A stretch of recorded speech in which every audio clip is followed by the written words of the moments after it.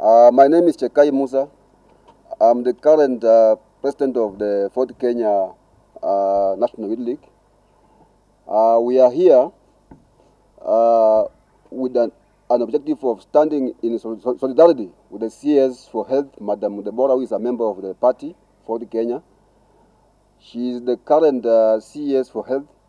And as members of the Youth League, we are not pleased and we are not happy the way some cartels in the Ministry of Health and some politicians are using the media to attack her character and her capacity to perform in the Ministry of Health.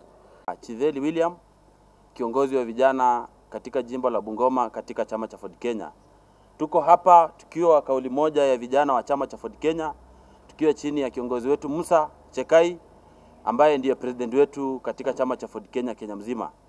Tuko kwa kauli yetu moja hapa ya kuungana pamoja kumtetea waziri wa afya ambaye ni Deborah Mlongo kupitia mambo ambayo mmeona kupitia vyombo vya habari, kupitia magazetini na kupitia hata viongozi wengine ambao wanatoa cheche za matusi na kejeli kwamba yeye atoshi kuwa waziri.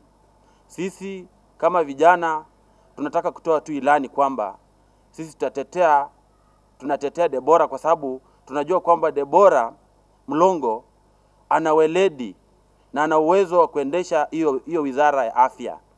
No, even the president has accepted that SHA has challenges. And every political leader in this country has accepted that SHA has challenges. And this is not the problem of just one person. So you cannot say that SHA is not working because of Waziri Deborah Mlongo. No. My name is Jane Achieng. I'm the Deputy Youth Leader, Nairobi County. And as young women, we are standing with Waziri Deborah. And we want to urge everyone who is plotting the thing of removing the CS, that let us give the CS time to work.